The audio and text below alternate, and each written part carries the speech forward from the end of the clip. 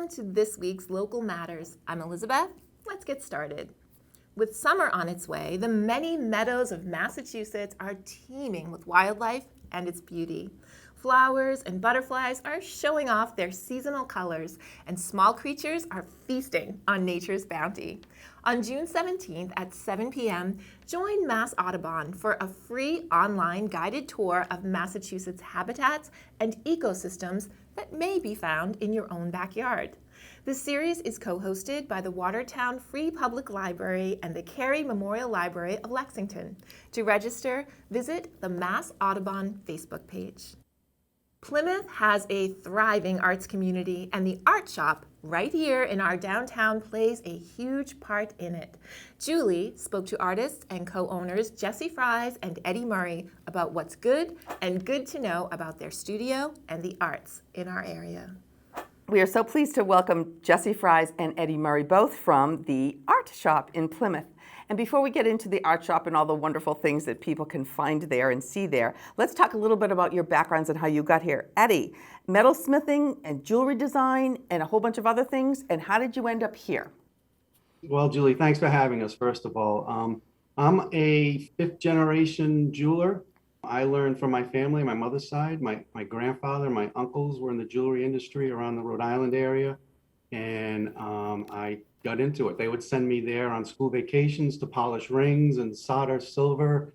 And I just kind of fell into it. And after high school, I pursued it. I went to the Jewelry Institute. I got some jobs at some manufacturers. And over time, I became a model maker. A model maker is someone that a company will give a design to, and that person will make the first piece, the prototype, the model.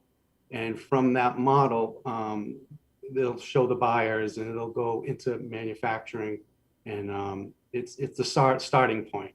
I learned a lot of things climbing that ladder. I was in it for about 30, almost 35 years, 30 years as a model maker.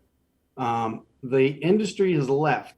We don't do that much here in the States anymore, and there are not many companies, and there are even less model makers. And when model makers are called upon, it's no longer someone's hands, heart, and mind. It's a machine, usually CAD CAM, computer-assisted design and modeling, laser cutting, 3D printing. So I'm on to something else. This here, the art shop, is my second act. So wow, that's my backstory. That's a fascinating backstory. Jesse, what about you? How did you end up where you are today? Always wanted to be an artist since I was a little kid. Did well at all, in grade school, high school. Grades were decent. Went away to New York from little town in Carver here, Massachusetts, and was going to be this artist. And took a semester of art classes, failed every one. Told I had absolutely no talent, and to pack my bags, come home. So I called my folks and I said, I'm going to come home. I went to the library. That's before internet. And I took out art books and how to, and I studied and I learned and I practiced. And now with the internet and YouTube, I am self-taught. If there's something I want to learn, I will practice and practice and practice. And sometimes I fail, but sometimes I succeed more often than not. And it's just a passion. I wanted to be an artist for as long as I can remember. Good for you. And what a wonderful twist on that someone in a college told you didn't have any talent. And if anyone who sees your work product would obviously disagree with that statement. So good for you. Good for you for staying with it. Now, how did you two end up joining forces to create the art shop in Plymouth?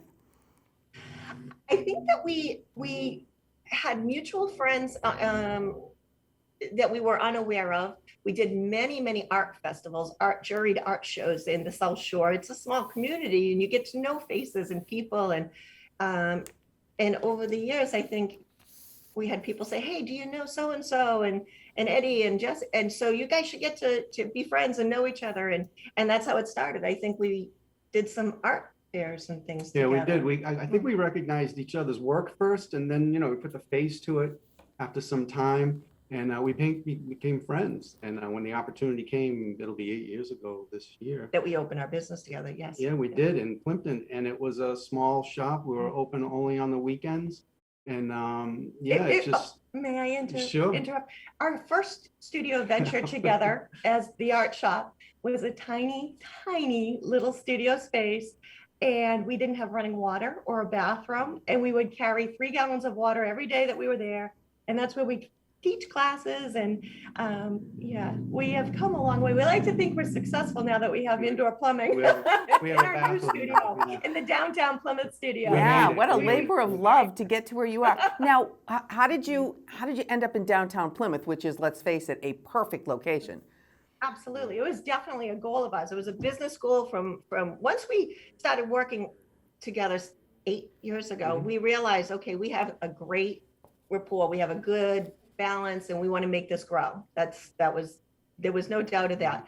Plimpton is not the art mecca of the world. It's a beautiful town, but Plymouth was our dream because of tourists and people and this big art and music community growing and developing downtown. Yeah. And we wanted to be a part of it. Yeah, We want to this is- be yeah. not only a part of it, we want to be a place where people come to find art and music and stuff in our Right. place. Yeah, we found ourselves coming here to hang out because of the culture, the music, Yeah. the food, the art. It was just, there's a nice buzz here that we really want to be a part of.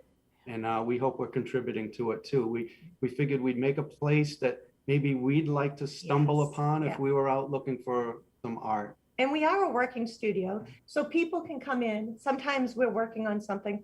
In the beginning, it was a little challenging, that flow of work when you get in that zone as an artist, then you have to start and stop because you're welcoming people in at any time of the day, and you might be in the middle of a project. But we've developed and learned that it's kind of exciting for some people to have questions and see artists actually making and creating, and we can stop, explain what's going on, and that's been a positive. Yeah, people are enthralled with the process, Yeah. seeing it happen.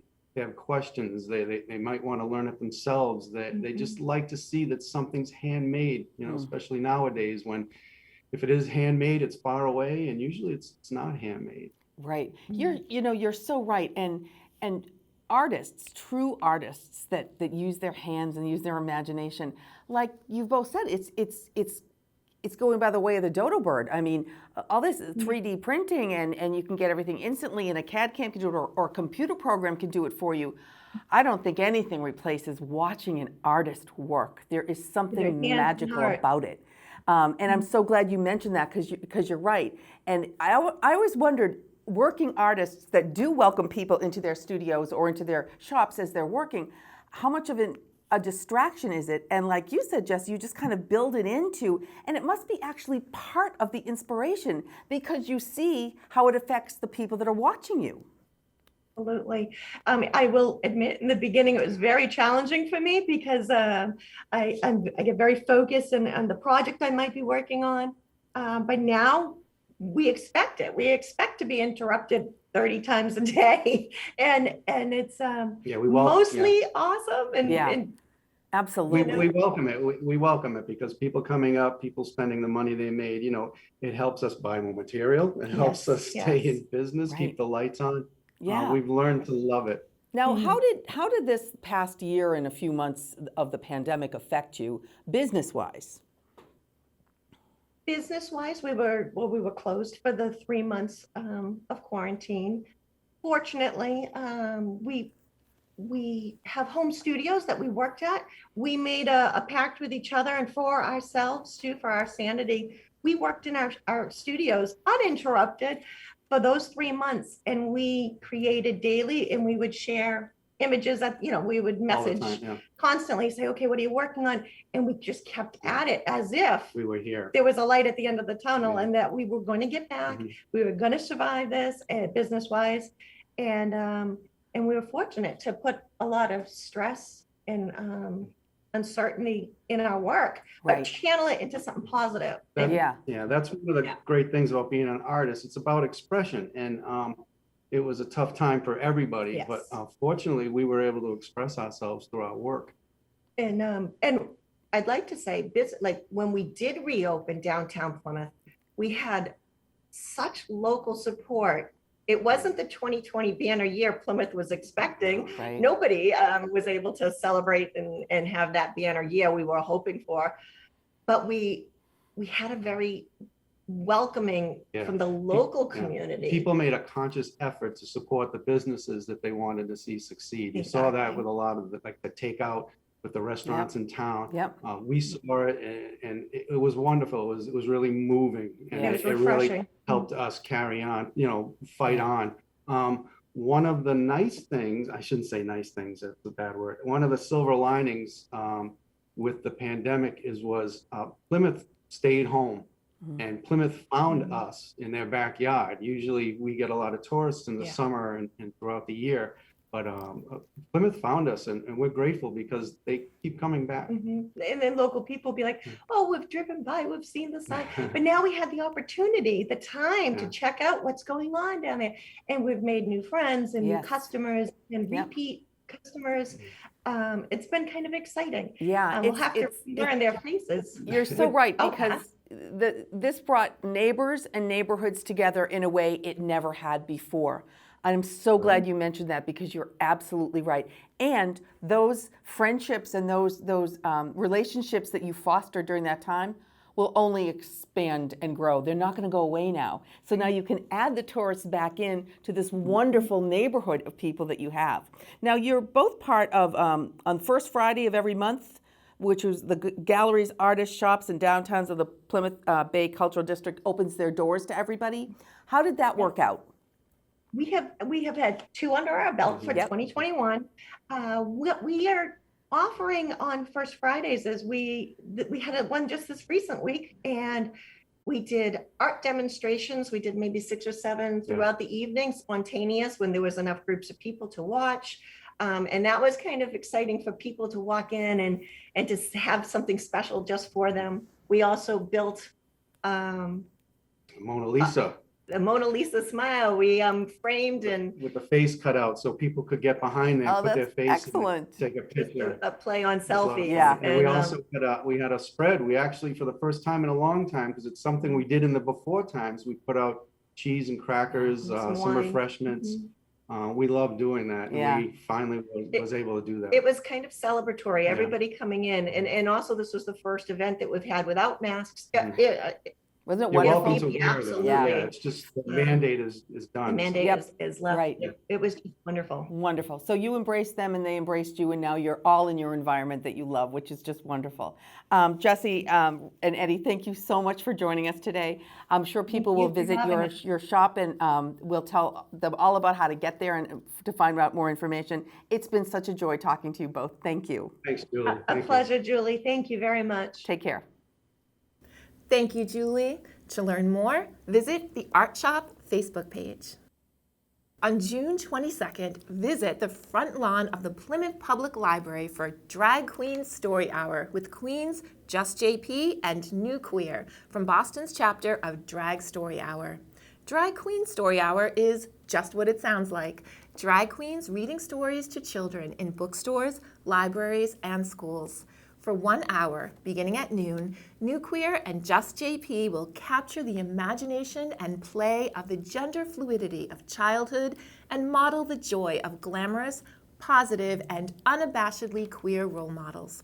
In safe places like this, kids are able to see people who defy rigid gender restrictions and imagine a world where people can present as they wish and where dress up is real. To learn more, visit the library's website. TikTok is a mobile app allowing users to create short videos super easily and with a broad range of content. And it's not just for kids anymore. Tiff and Erica are here to break it down with an all-new Apps Untapped. Hi there, it's your girl Tiff here to bring you another episode of Apps Untapped. I'm pumped to bring you this next app. It's so easy and so fun that everyone wants to do it. One. What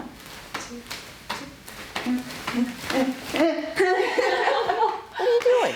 We're making a TikTok. What's a TikTok? Well, it's an app you can actually make videos on and share them with, well, everyone. You want to join us? Can I wear my tap shoes? Sure. Yes. Come on. Yeah, Julie!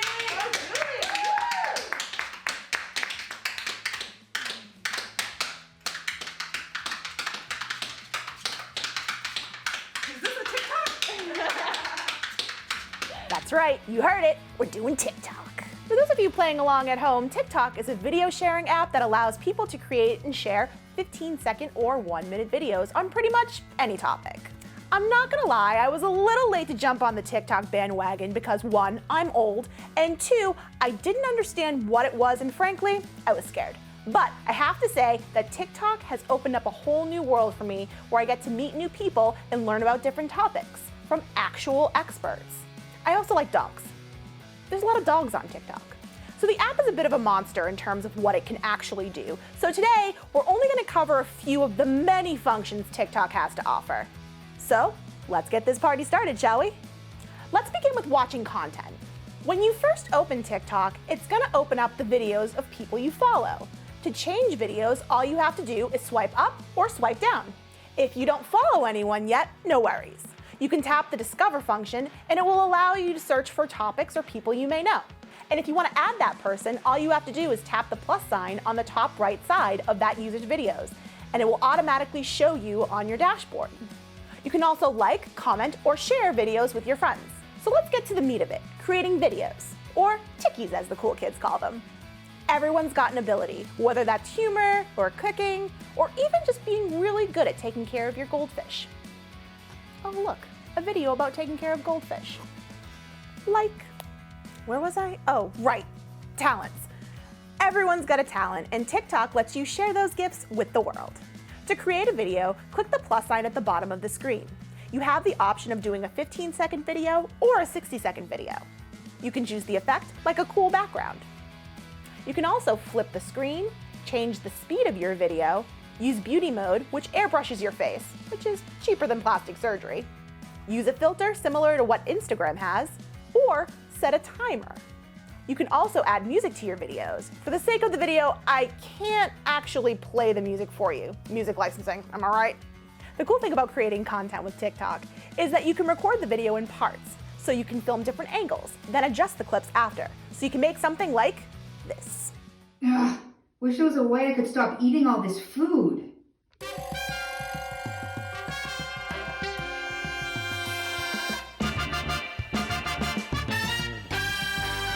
Nope.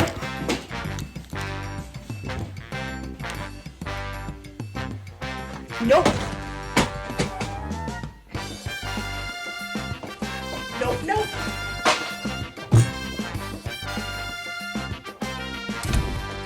No! These work. Nope. Oh, the things that I make my fiance do. Now, my favorite part of TikTok is that you can actually duet with people. You might be asking yourself, what's that? Well, it's only the coolest thing ever. The duet function allows you to build off another person's content, so your video plays alongside that person's. All you have to do is go to Share, tap Duet, and record. It's great for karaoke or singing songs or even just reacting to someone's amazing video. So now that we got the goods, let's talk tips and tricks. Not all types of videos are going to bring you joy. In fact, some will straight up annoy you, and that's okay. TikTok has a function where you can hide certain videos. So, say you have a fear of snakes. I don't see what the big deal is, but hey, that's your trauma. All you have to do is go to Share, which is the arrow on the right, and then tap Not Interested. Then say farewell to your slithery friends. So say you make a video about where you work, and you're thinking, I don't want that weird girl who sat behind me in the first grade to know where I work. Well, you can actually change your settings so that your video is only available to your friends. All you have to do is go to the ellipses, go to privacy settings, then switch your privacy setting from everyone to friends. Sorry, Jennifer. Obsessed with that cow video? The one where the cow licks the baby goat and gives you a case of the ahs? Want to share with everyone you ever met? Well, good news. You can save that video to your phone's camera roll by simply going to Share, save the video, tap the ellipses, and choose your phone from the menu. Now everyone can experience the cuteness. All right, so that's just the tip of the iceberg. And I know there's a lot to take in. There's so much to discover about TikTok. And the best way to learn is to just dive right in. And whether you're TikTok famous or just famous with your friends, TikTok is a great way to exchange ideas and to make each other laugh. Because right now, that's what the world could use a little, togetherness, even when we're 6 feet apart. Hey, Tip, you want to make a tikkie? Heck yeah, I want to make a tikkie. This has been Apps Untapped. It's been great chatting with you. Be well, bye! Thanks, Tiff. TikTok can be a great resource for information. You can find reputable doctors, legal experts, journalists, and financial advisors on the platform, which, like most things, is best in moderation. And, as Tiff just showed us, is a lot of fun, too. The Bourne Historical Society Museums at Uptuxet are the setting for this year's annual Strawberry Festival and Craft Fair. On Saturday, June 26, from 11 a.m. to 3 p.m., bring the whole family to tour the beautiful grounds, find unique and locally made crafts and artwork, and enjoy a delicious strawberry shortcake with homemade biscuits and fresh whipped cream.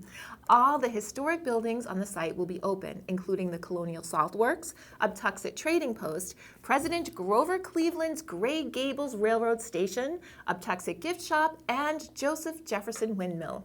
The windmill is housing a special art installation, a 6-horse pedal-powered carousel created by local artist Lance Schinkel, with amazing hand-carved horses and paintings by the artist. The Uptuxet Trading Post Museum is at 6 Uptuxet Road in Bourne and is a replica of the first trade house built in 1627 by the Plymouth Colony. To learn more and plan your trip to the Strawberry Festival, visit the Bourne Historical Society Facebook page. Sustainable Plymouth is a community-driven organization of environmentally conscious residents of Plymouth, working to effect positive changes for the ecosystem. Join them on June 21st at 6:30 p.m. for their first in-person meeting taking place since the pandemic began. You'll be discussing local environmental action and meet outdoors at the Plymouth Gristmill picnic area. To learn more, visit the Sustainable Plymouth Facebook page. Blood pressure clinics are back at the Pembroke Council on Aging. Nurses Cindy and Carol will be at the center on Wednesday, June 23rd between 9 and 11 a.m. to test your blood pressure or answer any Ask a Nurse questions you may have. Call the office at 781-294-8220 to make your appointment. Keith is here with In Focus Snapshot.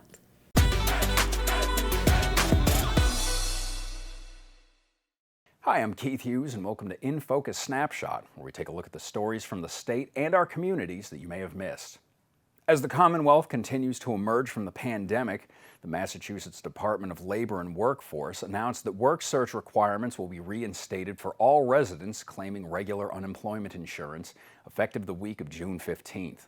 The requirement, which was suspended in March of last year, applies to anyone receiving pandemic emergency unemployment compensation and those on extended benefits.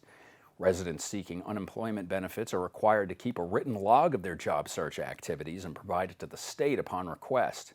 For more information, visit the Department of Unemployment Assistance at mass.gov. Based on feedback from the public on its plan to increase freshwater fishing, hunting, and trapping fees for the first time in 25 years, Mass Wildlife is now proposing smaller hikes to stamp and permit fees and a 5-year phase-in for higher license fees, with non-resident license fees also slated to rise on the same timeline. The changes are part of an effort to offset declines in the number of licenses purchased and rising costs affecting the agency's budget over the next 3 years. Mass Wildlife will hold 3 virtual public hearings on its revised plan on June 22nd to the 24th. They're also accepting comments online through July 8th. You can find out more information about the increases and how to participate in the public hearings by looking up the Division of Fisheries and Wildlife on mass.gov. The town of Pembroke has issued an advisory on fertilizers, reminding residents that while they're good for plants, they're not so good for water quality. Once they've been used in residents' yards, fertilizers can get washed into the street, where they enter storm drains and go into local waterways unfiltered. In rivers, ponds, and streams, fertilizers can harm fish and wildlife, cause algae blooms, and even affect the drinking water supply. To learn more, you can visit the North and South River Watershed Association online or go to watersmartsouthshore.org. Plymouth's Board of Health issued a warning to residents of the area regarding mosquito-borne illnesses this summer. With the potential for a rise in EEE and West Nile virus cases, Chairman Barry Potvin outlined steps residents can take to reduce their risk in the months ahead, among them wearing long sleeves and pants when possible and avoiding outdoor activities at dawn and dusk when mosquitoes are most active. Plymouth will begin ground spraying for mosquitoes on June 1st with a non-carcinogenic insecticide, with aerial spraying to begin later this summer. Residents can opt out of spraying by visiting mass.gov and searching for the mosquito program exclusion. Massachusetts has a new state holiday to celebrate. Last year, Governor Charlie Baker made it official that Juneteenth is now recognized as a state holiday. The holiday is the oldest known U.S. celebration of the end of slavery, commemorating June 19, 1865, when Union Major General Gordon Granger rode into Galveston, Texas, and notified slaves of their emancipation from slavery. Since Texas became the first state to make Juneteenth a holiday in 1980, 47 states and the District of Columbia have commemorated the day by either marking it as a state holiday or observance. With Juneteenth being added to the list of legal holidays for the state, check with your towns for local observances. Thanks for watching this edition of In Focus Snapshot. I'm Keith Hughes, and we'll see you next time.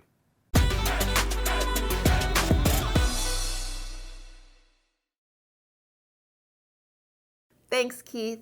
Mother-daughter duo Velia and Eris join forces as the Grounded Good Wife, and together with the Duxbury Senior Center invite you to a virtual class on how to make DIY herbal summer remedies. Protect yourself from the vagaries of summer with a survival kit including your smoking hot sunburn gel and ticked off tick repellent. In the Garden with the Grounded Good Wife takes place on June 21st at 10 a.m. To register, email Reagan Rodriguez at duxburycoa.com. The first 10 to sign up will receive a free ingredients kit. Dr. Dennis Becker is a speech specialist, professor, author, and storyteller. Hi again. Last time we met, I shared with you a very personal and intimate story that meant a lot to me, and I hope by sharing it, it helped some of you. Anyway, this time, I'd like to share something different. Different style, different feeling, but very real and very personal. Many years ago, I was a host of a talk show, syndicated talk show. It was live. We had people come in and they were guests, and we'd ask them about their subject of expertise, and we had call in and that sort of thing. So I'd done a lot of this over the years, and I was very comfortable with it. There was one time in particular that stands out to me that I had only one experience in all of the years I've been in the media. Here it is. I was doing an 8 o'clock talk show, and we had live guests, and the guests would come in, and of course we'd have them take calls, and it was an expert, a scientist of some kind, a book author of some person in the news that we thought would be interesting for our listeners to know about. So I invited a guy in who was a professor who had written a book on numerology. Now, if you don't know what it is, you're about to find out, but at any rate, numerology was popular-ish. People kind of knew about it, what was it, and then this book was sort of interesting, so I invited him in. So fine, we set the time and the date, and I let him know that, he'd be taking questions on the air. I'd do some interviewing. We shared a couple of thoughts about what the questions would be, and that he would take questions from the listeners who would call in. Okay, he was fine with that. All right. So we set the time and the date and so forth, and we were ready to go. So we will go live at 8 o'clock. So 7:30 or so, I'm in there getting ready for the show, and look around, and I noticed he's not here yet. Okay, fine, not a big deal. So we'll continue just getting ready. And 7:45, I'll look around, not here yet. It's okay, not unusual. Folks come in, they have a hard time finding the studio and stuff like that. He'll come in. All right, so 7:50, I look around again. He's still not here. All right. I'm still not too panicked yet because the guests often come in late. So 7:55, and now he's still not here. I'm a little bit concerned because, I wanted to talk to him a little bit before we go on the air. But, okay, we're fine. 7:56, 57. We go on live at 7:59. At 8 o'clock, he's not there. But I still wasn't really panicked because the beginning of our show had 5 minutes of news. So I knew I had another 5 minutes for him to show up. So I had to start the show. And we went on live, and good evening, everybody, and welcome again to the program. And tonight we have a special guest with us. And I introduced the guy and talked about him, and then we went to 5 minutes of the news. And I figured, okay, he'll walk in, any minute he'll come walking in. And I'm looking around, and he's still not here. So I thought, geez, what am I going to do? If maybe we can play a replay of another show that we have, perhaps. What would you have done? If I could ask you that question, you could answer me. I'd love to know, what would you have done at this point? We're in the news. We've got probably another 3 minutes for me to go on live with the guest, and he's not there.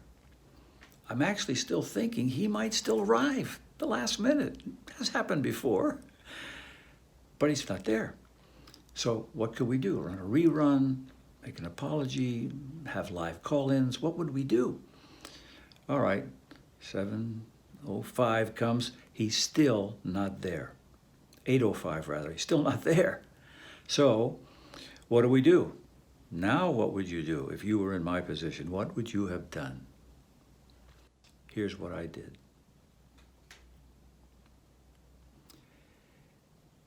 Thanks again for coming back, folks. We're glad you're with us tonight. Tonight, a very special guest, Dr. Yuryatin, has written a new book on numerology. And as I mentioned at the beginning of the program, we're going to be talking about numerology today, what it is and how it works and how it affects you. And the book is very interesting, so I asked Dr. Yuryatin to come in to talk with us and take your questions, and I'll have a few questions of my own, and then you'll have some, and we'll have a chance to learn together. What's this about numerology? So, and I'm waiting, maybe he's still going to walk in the door, but he didn't walk in. So, now remember, this was radio. We are on the radio now, and it's a live talk show. So I asked him the first question, wondering if the door would open and he'd swiftly jump into the chair, but no. So I asked the question, here's what happened. So Dr. Yuryatin, tell us about numerology. It's something that we've all heard about and something that maybe we know a little bit about, but not too much. What is numerology and how does it work? Well, I'm very happy that you asked me that name and then that number. I'm here today to talk to you about my new book on numerology. It is a very strange thing that we have going into society today. What? That's right. I did my voice and his voice all at the same time, more or less, because when you have a conversation, when you talk, you pause, the other person talks, and then you talk again. In between, you have a chance to breathe and think of the next question, maybe swallow or do whatever. But I didn't have that time. It was one question after the other, and it was me and, oh my gosh. Went through an hour of this, got home, talked to my wife, and she said, what did you do? What happened there? I told her, of course. Then the phone rang. It was my cousin Michael calling me from Florida, and I'm in Boston doing the show. He said, I know what you did. I know you. I knew. And he busted me. Right. So that's how I solved it. I never did hear from Dr. Yuryatin. I called him and never called me back. I had a few choice words for him, but he couldn't do those on the air anyway. But at any rate, I never had a chance to talk to him again. I shared it with you, and now you know the rest of this story. Thank you so much, Dennis. And thank you for staying with us for this episode of Local Matters. From all of us at PAC TV, have a happy and safe week. We will see you next time.